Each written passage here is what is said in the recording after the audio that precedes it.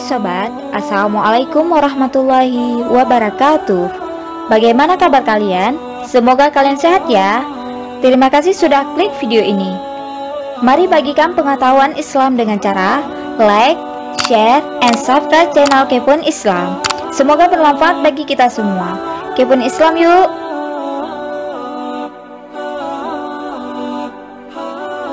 Sahabat Nabi dengan kekayaan luar biasa jarang disebut-sebut oleh penceramah dan pengisi khutbah Jumat. Padahal mereka ada dan menggunakan harta bendanya itu untuk membantu mengembangkan dakwah Islam. Mungkin selama ini kita mengenal Bill Gates, Mark Zuckerberg, dan Warren Buffett sebagai orang-orang terkaya di dunia. Tapi pernah tidak kita berpikir bahwa dulu ada 5 sahabat Nabi dengan kekayaan luar biasa dan menjadi orang terkaya pada masanya? Siapakah mereka? Kita sering mendengar nama-nama sahabat Nabi disebut dalam berbagai majelis ilmu. Tak jarang juga kita mendengar tentang mereka di televisi dan radio. Mereka antara lain Abu Bakar yang bergelar As-Siddiq, Umar bin Khattab, Utsman bin Affan, dan Ali bin Abi Thalib. Selain nama-nama tersebut yang terkenal karena kedekatannya dengan Rasulullah, ada juga sahabat Nabi dengan kekayaan luar biasa dan kedermawanannya. Jika kita konversi ke dalam rupiah, jumlah kekayaan mereka sangat besar untuk ukuran orang Indonesia sekarang. Berikut 5 saudagar kaya raya dan dermawan di zaman Rasulullah. 5. Abdurrahman bin Auf.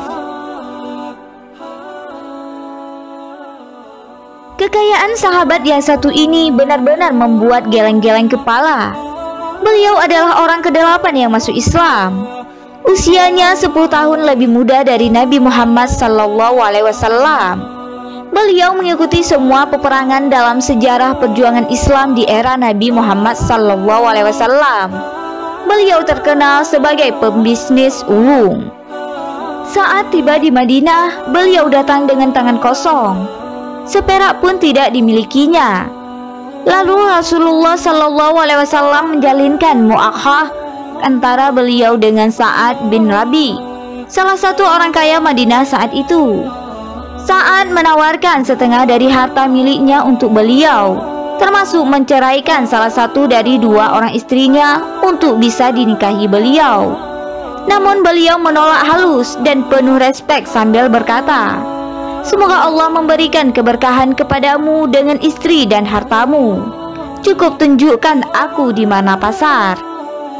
Total aset kekayaan saat beliau wafat seperti dikutip oleh Ibnu Hajar adalah 3.200.000 dinar. Jika dirupiahkan, nilai tersebut setara dengan 6.212.688 juta rupiah. Yang amat menarik untuk dijadikan cermin kepribadian muslimin lain, saat hendak wafat beliau berwasiat memberikan 400 dinar kepada para peserta perang Badar yang masih hidup, yang jumlahnya saat itu sebanyak 100 orang. Total nilai wasiat menjadi 40.000 dinar atau setara 77.658.600.000 rupiah. Sayyidina Utsman radhiyallahu anhu dan Sayyidina Ali radhiyallahu anhu termasuk di antara yang menerimanya. Wasiat tersebut belum termasuk wasiat yang diberikannya secara khusus kepada para istri Rasulullah SAW yang masih hidup dalam jumlah yang besar. Jumlahnya yang besar ini hingga mendorong Aisyah radhiyallahu anha berdoa, semoga Allah menyiraminya dengan cairan dari salsabil. Atau salsabil adalah madu bunga, yaitu cairan yang kaya dengan gula yang dihasilkan oleh tumbuhan. Belum lagi dengan budak-budak yang dimerdekakannya secara cuma-cuma.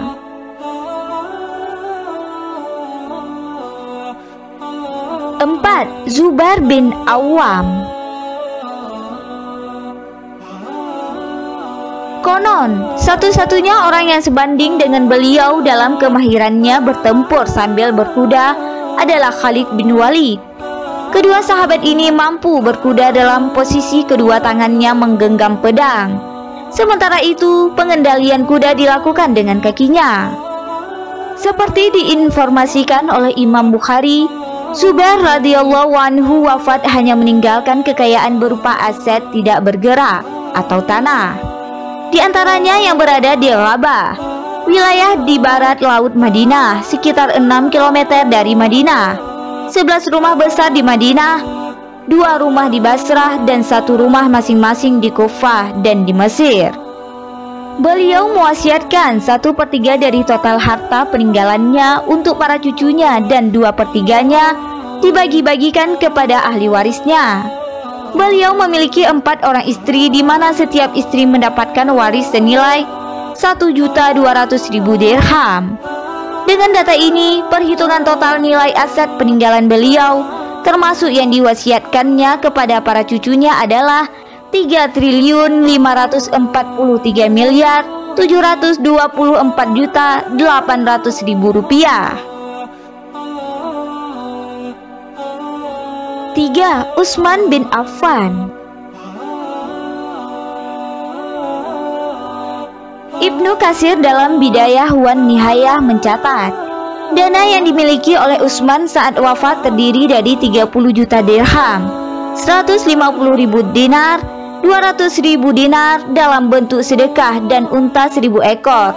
Jika dirinci dengan nilai rupiah menjadi 2.542.942.750.000 rupiah.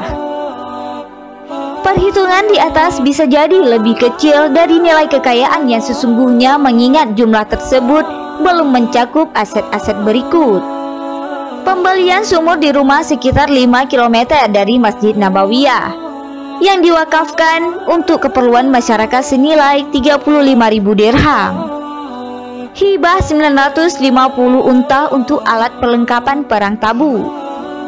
Aset tanah atau diya dan kuda yang jumlahnya amat sangat banyak. Kekayaan lain Utsman radhiyallahu anhu yang amat tak terkira meski bukan kekayaan finansial adalah menikahi 2 orang putri Rasulullah sallallahu alaihi wasallam, yaitu Ruqayyah lalu Ummu Kulsum radhiyallahu anhuma. 2. Thalhah bin Ubaidillah. Thalhah bin Ubaidillah adalah sahabat Nabi dari kaum Quraisy. Beliau termasuk 8 orang yang pertama kali masuk Islam. Harta kekayaan yang dimiliki oleh Thalhah saat wafat terdiri dari 2.200.000 dirham, 200.000 dinar, dan 300.000 dirham dalam bentuk sedekah. Jika dirinci dengan nilai rupiah menjadi 542.100.500.000 rupiah. 1. Sa'ad bin Abi Waqqas. Dalam sepanjang sejarah peperangan Islam, beliau tercatat sebagai orang yang pertama kali kena tusuk anak panah, dan beliau pula yang pertama kali dalam sejarah Islam melesatkan panah dari busurnya ke arah musuh. Beliau termasuk generasi awal yang masuk Islam. Sebagian informasi menyebutnya sebagai orang keempat dari kalangan laki-laki yang masuk Islam awal setelah Abu Bakar, Ali, dan Zaid radhiyallahu anhum. Harta warisannya sebesar 250.000 dirham.